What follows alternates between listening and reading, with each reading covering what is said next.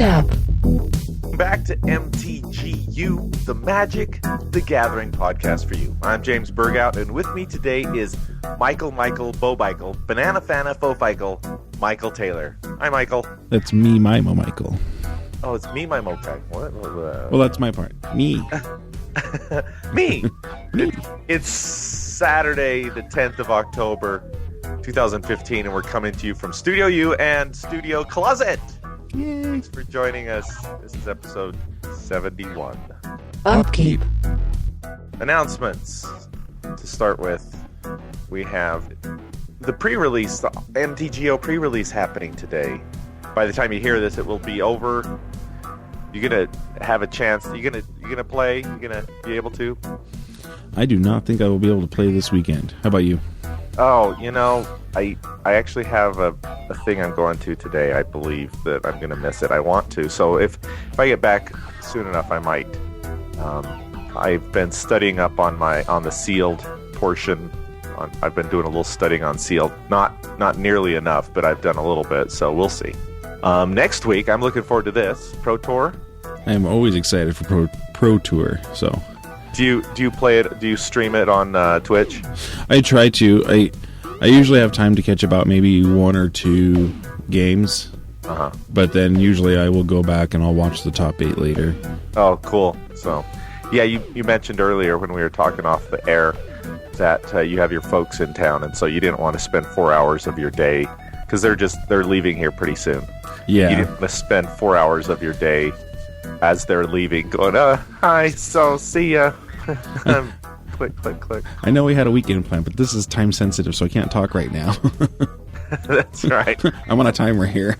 Yeah, exactly. And then, of course, coming up on the 24th, 25th of this month is Game Day. And are you planning on that one? I always plan on it. Plans are always good. Yeah, I usually hit about every other one, so going on my pattern, I should be able to hit this one. Okay, good. Do you ever go to Game Day? I have been a few times. Yeah, I've been several times. I've hit Game Day, and I always enjoy it. I don't really have. Let's see, what's the format? Is it standard? It's always standard. Yeah. So I don't have a standard deck right now. I really need to work on that.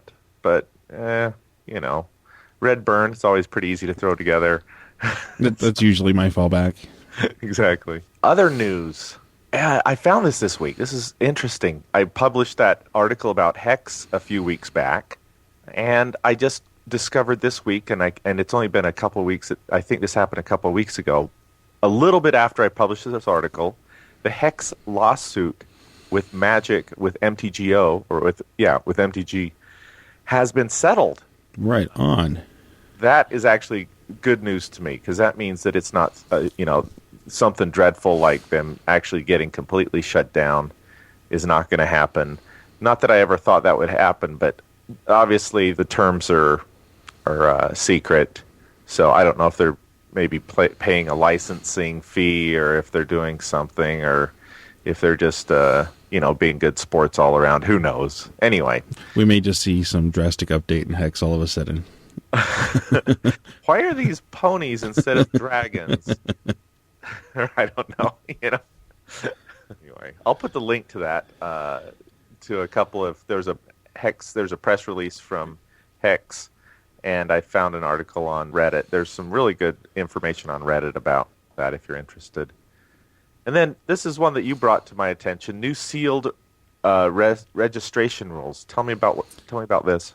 Yeah, they're actually going to start taking place this weekend in Grand Prix Sydney and Grand Prix Madison. I don't know if that's this weekend or so. What they're doing now is they're just trying to help make the sealed pool registration go easier. So now what'll happen is each player, I'm just going to read down them here.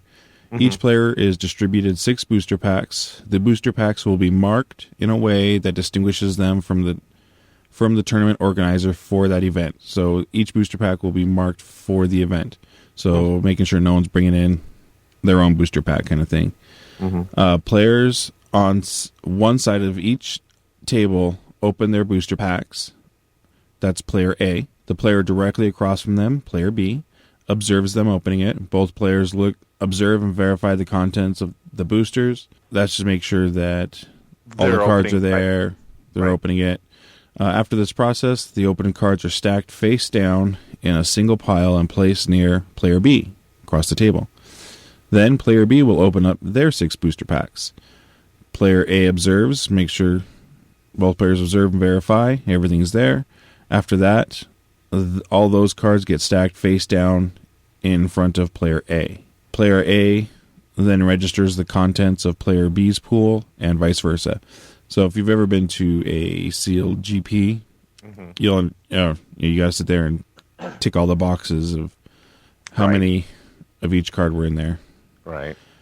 After that's all done, after the registration, each player will then return the sealed deck that they just registered back to the player across from them. So people get to keep the cards that they opened. It's just that the other player across from them is registering them. Correct. So a second layer of protection against shenaniganry. Yeah. Plus now it's hopefully this will help prevent. They didn't mention in this article, but like GP Vegas. When I went, there were so many people that they opened up their Tarmogoyf and they're like, "Yep, I'm out. See ya." Right. So now looks like the cards you open, you're getting them back. So if you open up something good and you're like, well, something like that, you're not going to be like, oh, that's money card. I want to walk away before someone else gets this. It's right. I'm getting these back. Just the person across from me is going to tick it on the piece of paper. Right. That makes sense. That actually makes a lot of sense. The other thing I like about this is the marked packs. Yes. In the case that where they've been able to map boxes, you could actually, go through and figure out the box of what you need of some bomb card and then bring those in. Yep. And I can see how this would help that. Yeah, also some people have even learned how to repack. So you can, I'm sure it's not easy. I don't know how to do it, but it's not perfect. If you actually took the time to look at the pack, you'd be able to tell, but it's good enough to where. But you put it there, it looks fine, and then you rip it open, and it's like, yeah. if you're looking at your person and it sort of falls open, yeah, and then you see a little Scotch tape. Yeah, there. Is that Scotch tape on there? No, it's not. No. All of a sudden they're rubbing something on the bottom of the table, and exactly. There wasn't any tape on there.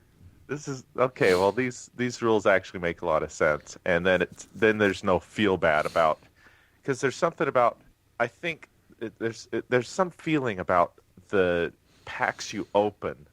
It is. You have a sense of attachment to those because you open those, almost like it's, I don't know, luck. Yes. It's like opening. It'd be like opening a fortune cookie and saying this one is yours, right?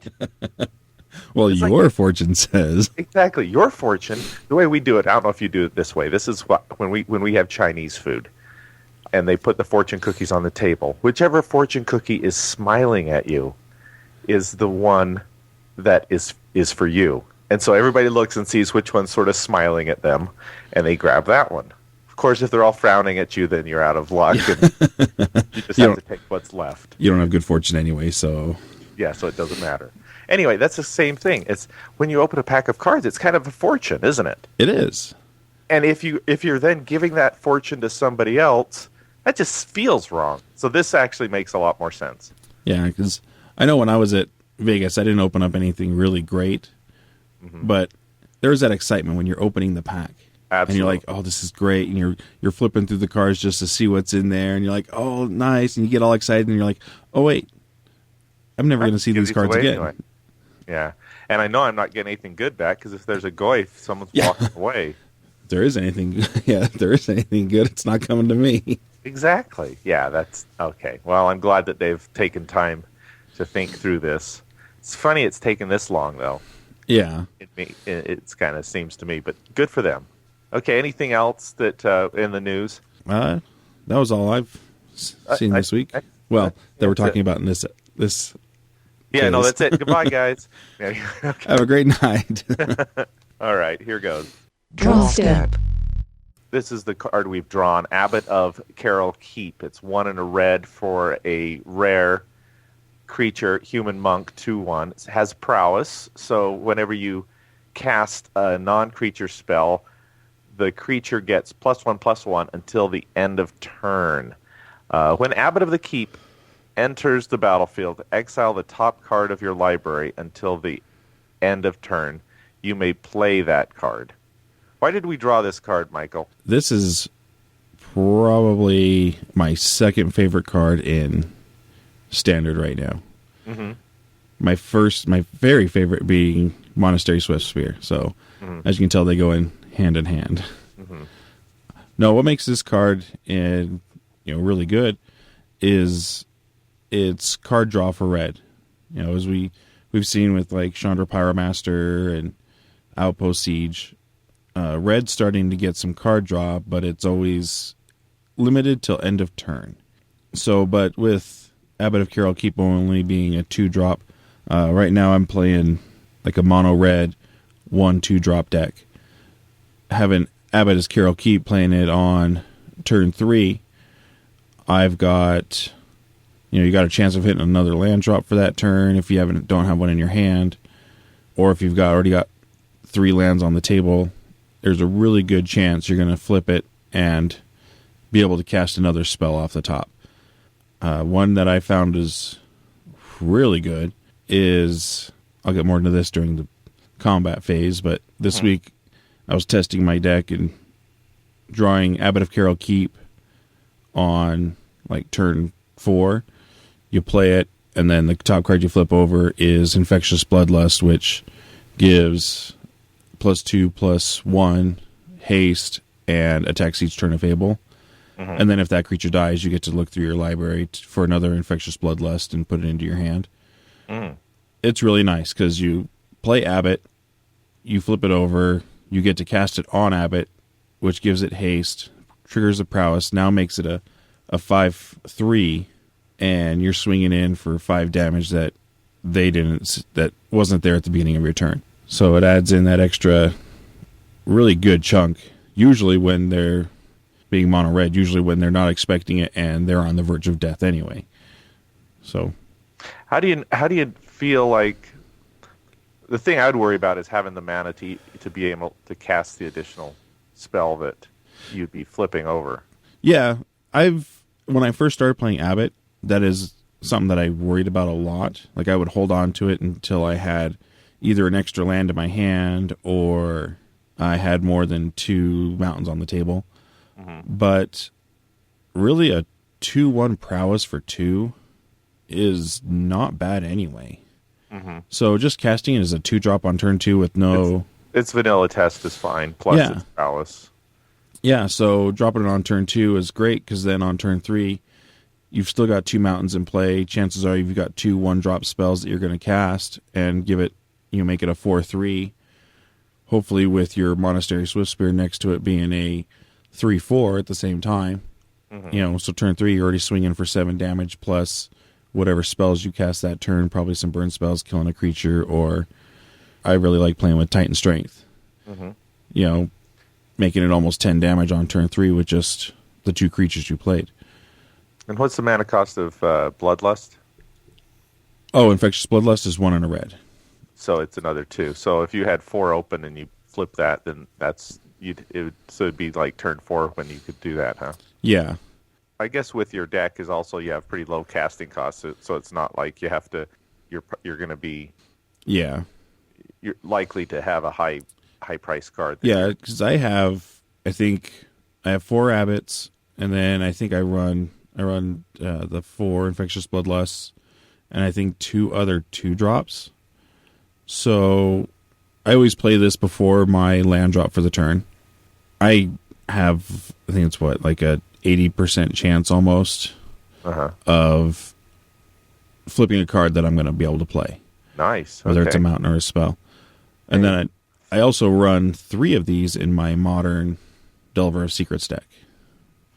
I took out my Young Pyromancers and put 3 of these in, which a lot of people will question me about, but I've been very happy with being able to have that little extra card draw, because with Delver, that's everything's low cost, and Mm-hmm. So Cool. Well, it gives me some ideas, actually. So very nice. All right, let's move along to. Did you have anything else? nope, I just really like the card. All right, let's move along to our main phase. Main phase. Main phase. We have quite a bit to talk about here before we get to our main part of our main phase. One thing is interesting article I found on MTG Dissected. It's mtgdissected.com. I've never heard of this site before, but there was a really interesting article titled BFZ Memorizing the Instant Speed Tricks. The article starts out, I usually memorize the tricks in draft format I play so I can quickly determine what plays are available to my opponent given the mana they have open. I typically break tricks down into 5 categories, and then he goes down and talks about the categories. I'm going to link to this article in our in the show notes. But this is interesting, and it's an interesting way of maybe thinking about ways that you can, well, as the website says, dissect Magic. And this is a way that you could get, there's only so many things you can do, right? There's only so many tricks that your opponent may have.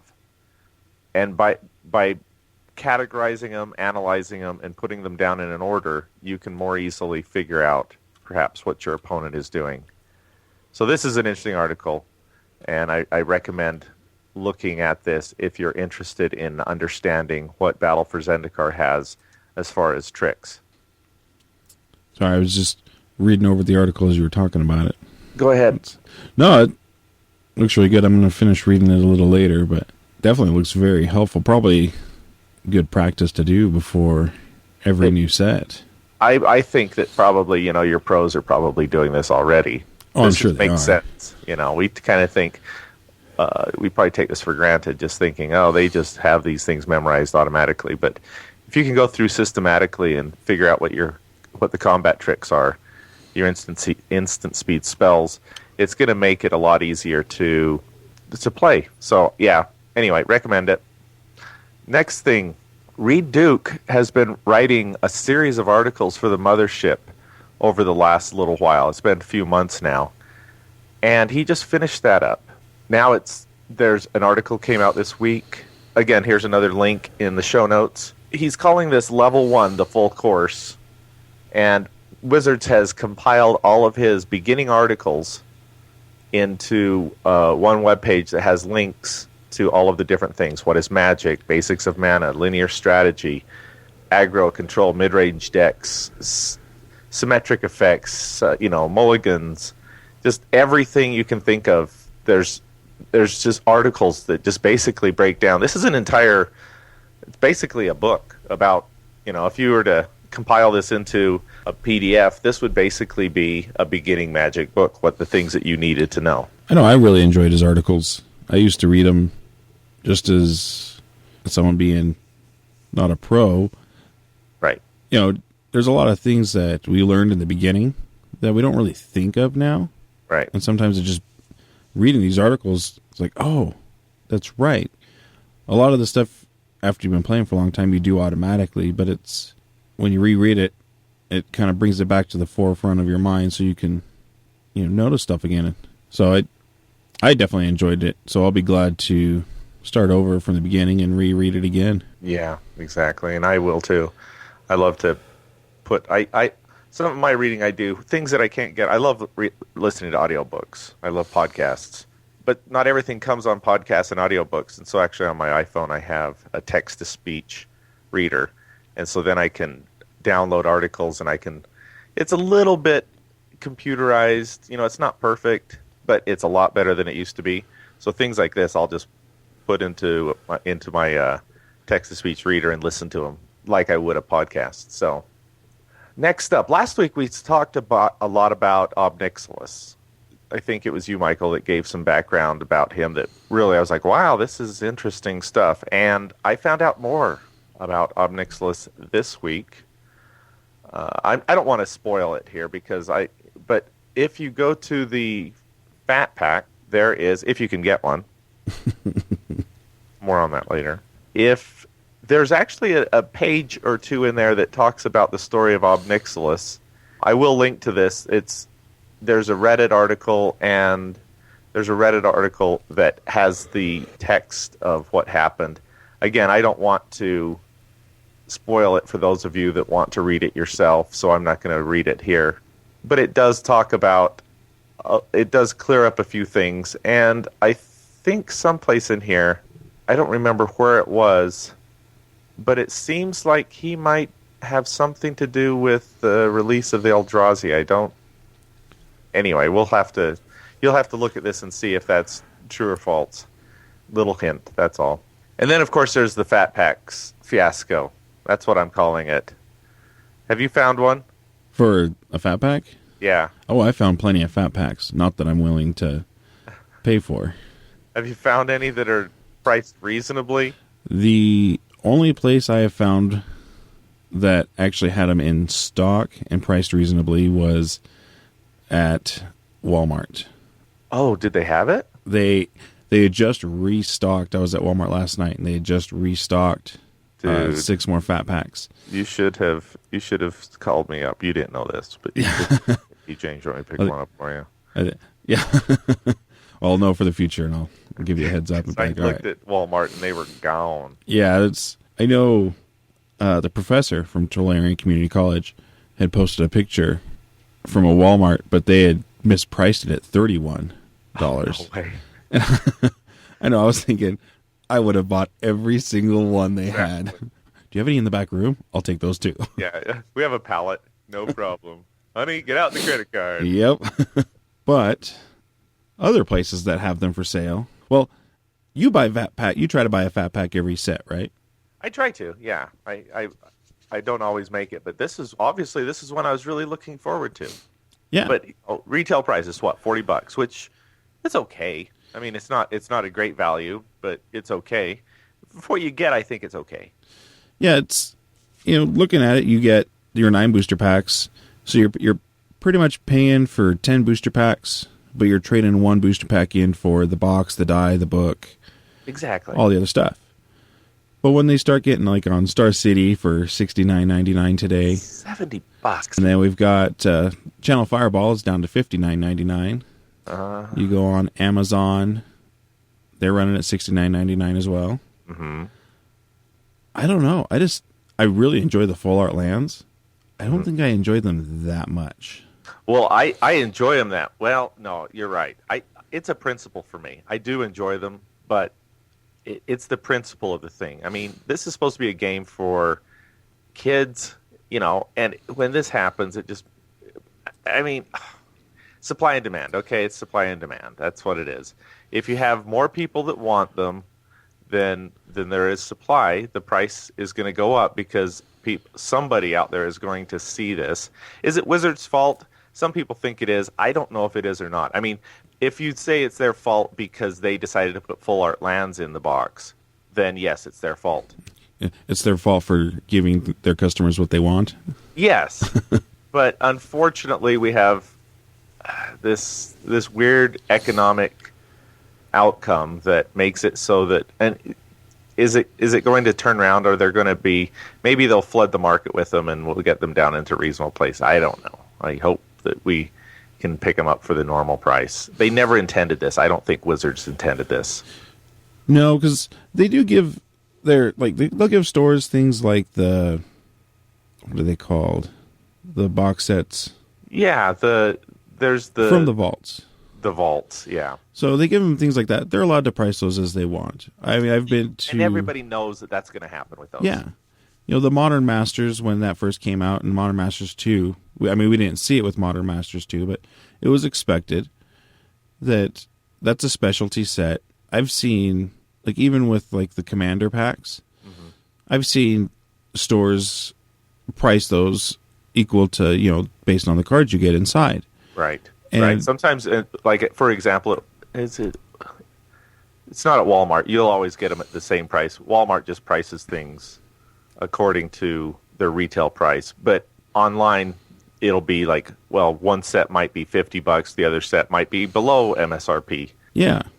So those I get, but when it's like, here's a box set that we're we're giving so that people new to the game can get the land they need to build decks. They can get the booster packs. And now we're just making it harder. And honestly, who I think it is the fault is the people willing to pay that much. Yeah, I think so. Yeah. But anytime you have supply and demand like this, you're going to have people that are like, I got to have this at any cost. Yeah. That's the trouble. I'm holding out. I want one, but I'm not going to pay the price. I will pay retail price. That's it. Yep. That's when it comes to things like that. That's what I'll pay. I'm not usually buying a fat pack anyway, just because I'd rather have that extra booster pack for what I'm paying for. But I like to collect the little books. I love seeing those. Well, I do like the little books, but I know I can get those from. I have a guy I work with that will usually buy like 2 fat packs. I can be like, hey, can I have that book? I know you're not going to read it. But you need 2 of them. Yeah. That's fun. Just in case you want to read it twice. Right. That's right. But I was excited for these lands, so I was going to go out and buy it for the lands, which I'm sure is what's probably driving the price. But I think it is too. So what I hope happens is that if there's people out there that are stockpiling them at $70, that they get burnt. Yes, I will agree. I hope so too. But I will. I still plan on getting one. But yeah, I'll make sure I can get it at MSRP. Yeah, hopefully they come down. Well, enough of that. Anyway, that's kind of one of the big topics this week of just people that are up in arms over that. This week, and then finally, the last thing in our main phase this week is an article that, in my opinion, it's the most influential article that's ever been published about Magic the Gathering. It's called "Who's the Beatdown?" It's written by Michael Flores, and it was published back in the day on the Dojo, which the Dojo was the premier Magic site where it all started. A lot of the original Magic articles were actually published here to begin with.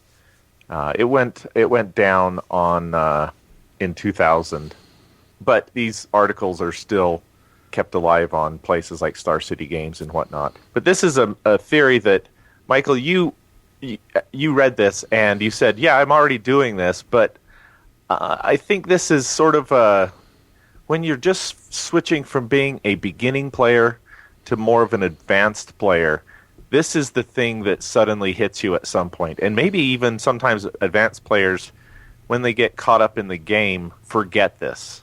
It's actually something very easy to forget, especially when it goes against exactly what your deck was built for. So what does it mean to be the beatdown?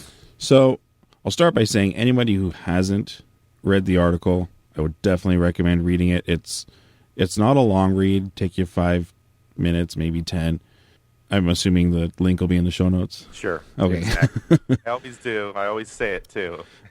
What it means to be the beatdown is every game of Magic comes down to who's the control player and who's the beatdown. Mm-hmm. And as the control player, you are... Who's the aggressor. It's another word for aggressor, I suppose, right? Yeah. So as the control player, you're just trying to live long enough to kill your opponent. But what you have to figure out is who's the beatdown. So the beatdown is the one whose goal of the game is to pretty much win before your opponent can. And that might sound like it's common sense. But when you're in a game and you're playing maybe 2 aggro decks against each other, which this is what the article focuses on, is when you're playing 2 very similar decks. Right. Like they might both be very aggressive decks, or they could be anything that any decks that are similarly matched decks this is when this comes into play. I mean, if you take the broadest case, you and I are red mages. Yes. If we were playing a blue mage, a control deck, and we have an aggro deck, then we would automatically assume that we're the beatdown. In fact, if we're not the beatdown, we're losing in that matchup. Right? Correct. Wouldn't you say if we're the red mage, we're playing the aggro? There's no way that we could out control a control deck. No. Yeah, that will not happen. So the only way we would possibly win is if we just go in there as fast as we can and win as quickly as we can. Otherwise, we know we're out of steam and there's nothing that we can do to stay alive, because we know they have a lot more card draw tricks, things like that. Now, the trick comes when you have more evenly matched decks. You have 2 aggro decks. You have one of you, guess what? Even if you are playing an aggro deck, 2 red mages, mono e-mono, one of you still has to be the control player, and one of you has to be the beatdown. Whoever correctly anticipates their role is going to be the winner. Am I right? Yes, and that was probably his main focus in the article, because he gives examples of, again, it's an older article, so the examples he gives are from 98. Right. A PTQ he went to in 98. Jackal pups and plowshares. So, but he talks about it's an aggro deck versus an aggro deck, and his friend ended up losing because he took himself as the control player when he should have been the aggressive player. And it ended up costing him the game. So he gives some tips of what to look for. The example he gives is whoever has the most life is usually in the role of the control player. Whoever has more removal spells is usually the role of the control player. And then...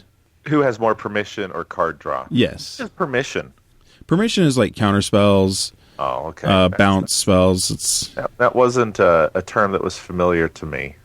Yeah, it's the cards that when you go to play a spell, they're like, okay, I'll let it resolve. Or, nope. Oh, in other words, a gatekeeper, basically. Yeah. You know? I will let that pass. I won't let this pass. I got it. Yeah. I got it. That's just something that was new to me. I like to refer those as the anti-fun cards.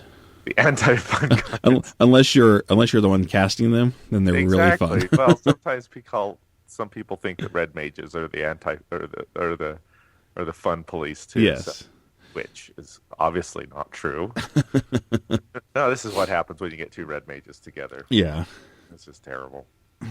So, but I really like the article. Like I said, I read it twice this week just because, I liked it the first time, so I read it again just to, double check anything that I may have missed the first time reading it around. But it definitely helps. It's one thing that, especially as a red mage, I have had to, like you said, just all of a sudden it clicks. That's, I guess, one of the steps of when you level up is when this finally just hits and you start doing it without thinking. Right. And at different places during the game thinking, what role am I playing right now? Am I control or am I beatdown? Yeah. Am I doing the right thing? Should I be the beatdown? Because if you're the beatdown and it's not going your way, you should be thinking seriously, am I doing the right thing? Am I in the right role here? Because there are times when you're thinking to yourself, okay, should I be attacking through with these guys, or do I need to be holding back and waiting to be blocking? Yeah, and it's definitely a role that can switch in the middle of the game as well.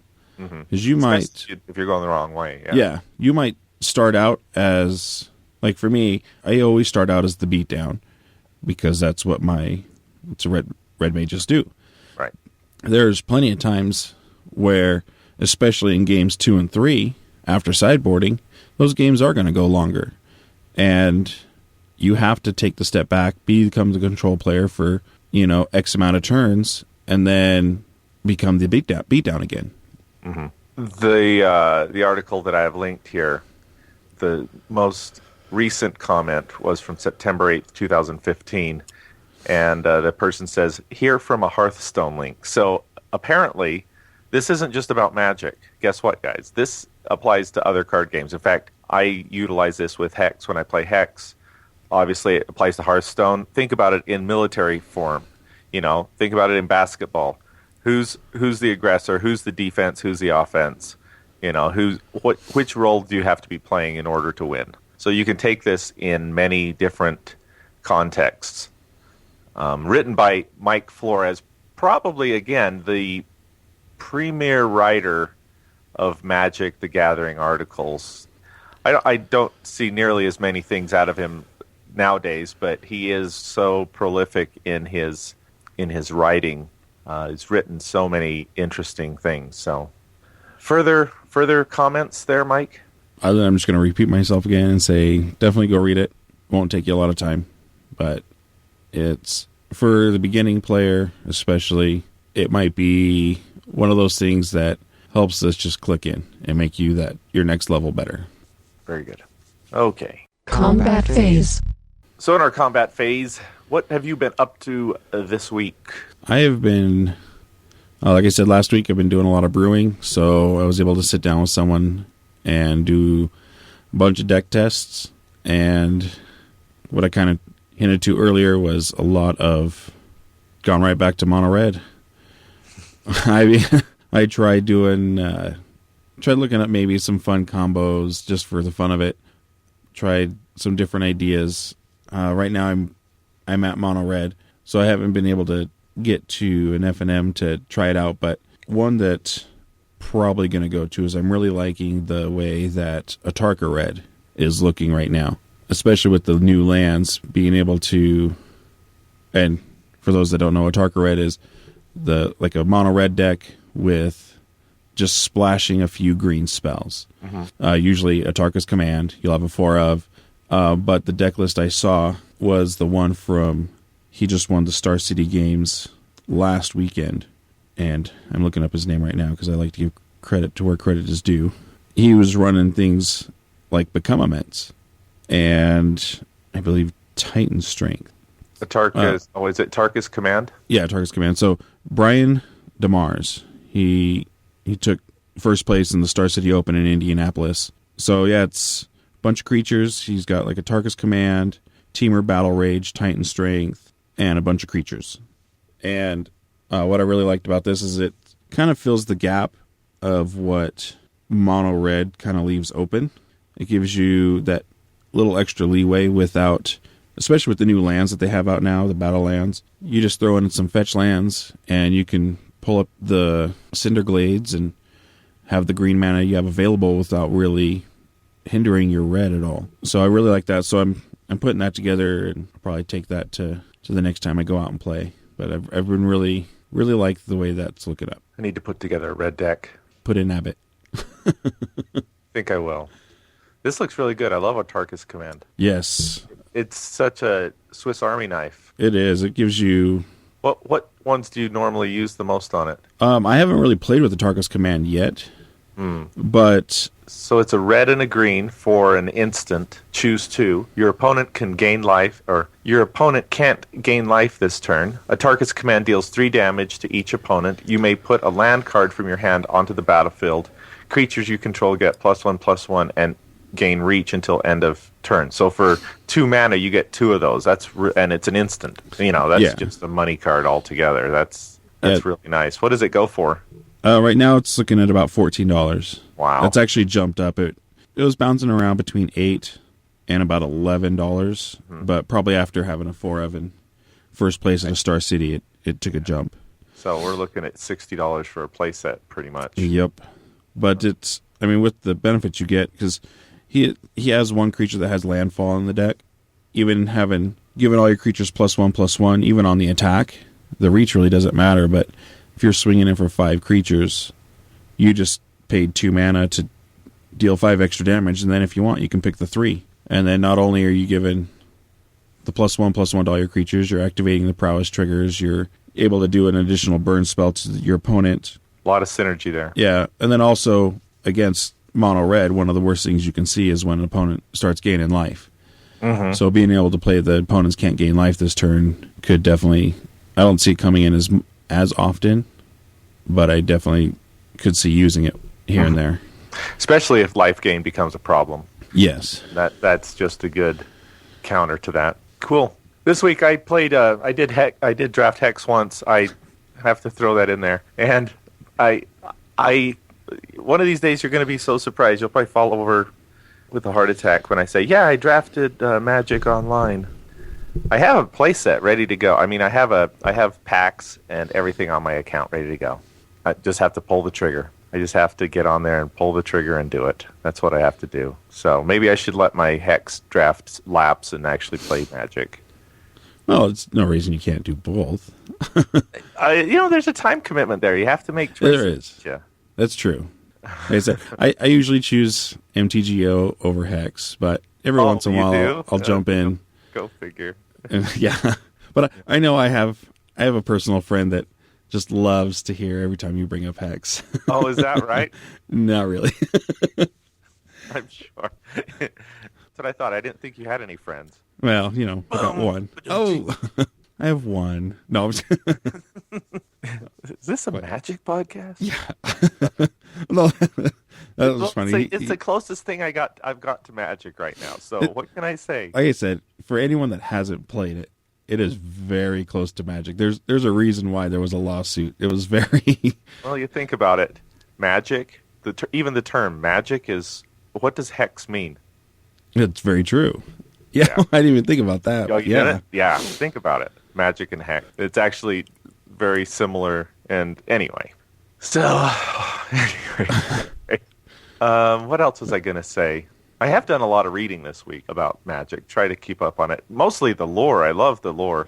Oh, the books are out. The books we mentioned last week, I did download those. They're pretty cool. The way that they compile the stories that come from the mothership. So there's another thing to do. I just love the lore of it. I'm really in some ways. What's the name of the character that Vorthos? Yeah. I'm very Vorthos too, I think. Yeah, I definitely love the lore. It's probably one of my right up there is one of my favorite things of Magic is the lore. Everything for you is pretty much your favorite, I believe. Probably. No, I'd probably say winning is number one. No. Actually, no, I can't even say that because it's not necessarily winning. I really enjoy playing, and whether it's casual or competitive. But probably the first thing I do go to when a new set comes out is the story. So, I will say that's out of all the different aspects of Magic, I really enjoy the story right up there with actually playing the game. Makes it the fact that there's a vibrant story that is associated with it makes it just that much more interesting, because I always talk about Magic as sort of this combination between poker and chess. If you take the two and you kind of merge them. But there's actually this third element, this story, because poker and chess don't necessarily have stories. Well, you see, walked into a bar, and the guy dealt me 2 cards. That's kind of the story of poker, right? Pretty much. And chess is, okay, you're sitting in a park and you have a timer, and anyway, no, I guess you could make up stories, but yeah, there's definitely a third element. There's this fantasy element to it that appeals to a lot of us creative type. I'll call it that. Yeah.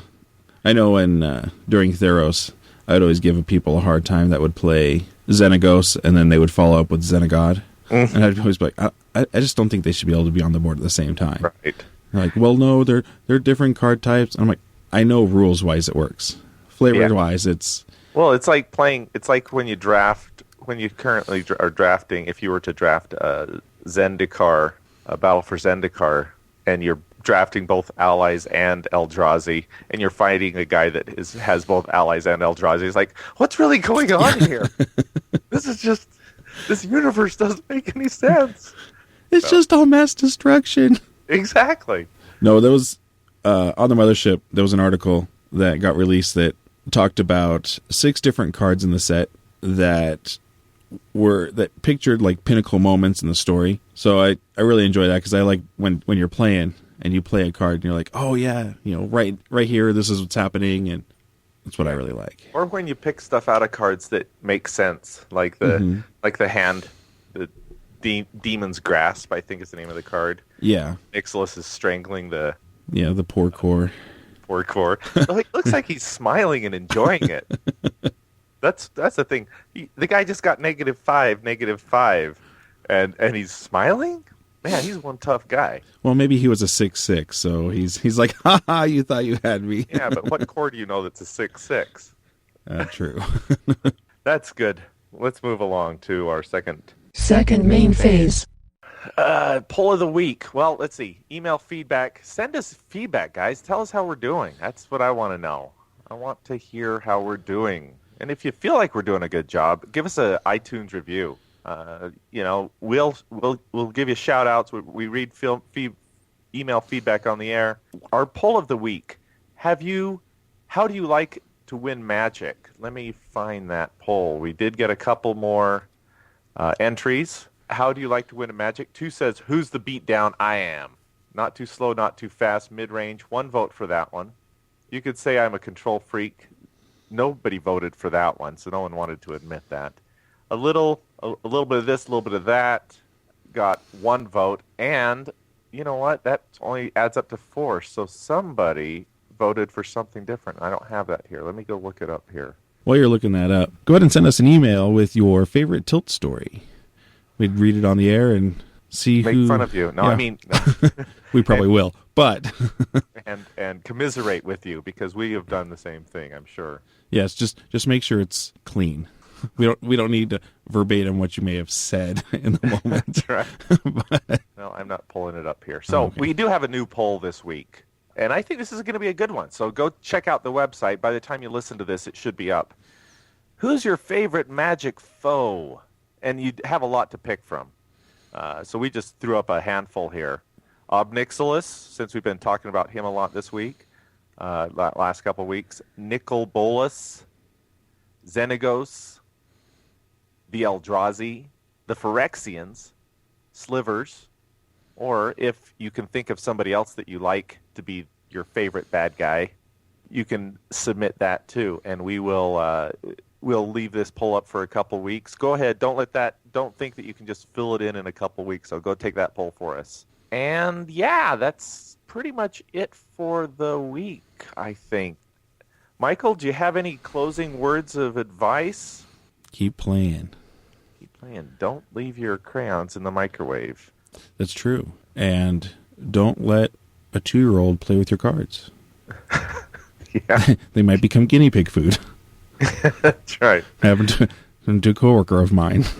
Oh, really? Yeah, he said he was sitting there on the couch and dozed off for about 5 minutes and woke up and saw a few of his cards in the guinea pig cage, and his little guinea pig was having a snack. So. I thought you meant, I thought you meant that the 2-year-old was chewing on them, and so sometimes that it would look like guinea pig food, but no, they actually put them in with the guinea pig. He decided the guinea pig wanted to play Magic too, and the guinea pig said, tastes good.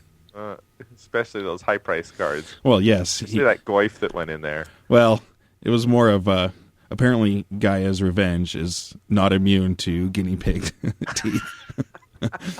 So guinea pigs must be green spells. That's funny.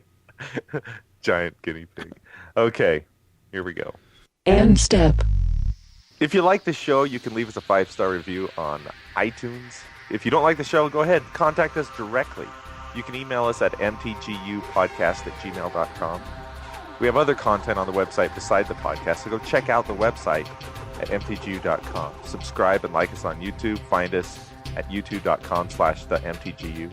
Follow us on Twitter at @themtgu. Find us on Facebook at facebook.com/mtgu. You can also find us on Stitcher. So for the MTGYou podcast, I'm Michael. and I'm James. Now we pass the turn to you.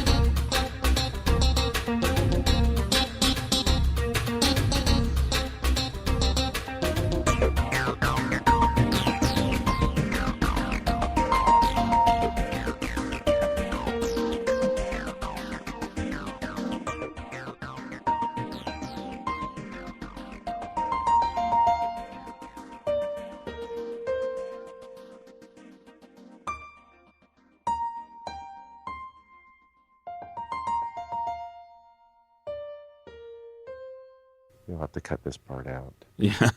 I was gonna say. What was I gonna say? Never mind. Totally had a blank. Yeah, we'll definitely cut this part out. Yeah, we'll definitely cut this part out. Yeah, we'll definitely cut this part out. Yeah, we'll definitely cut this part out.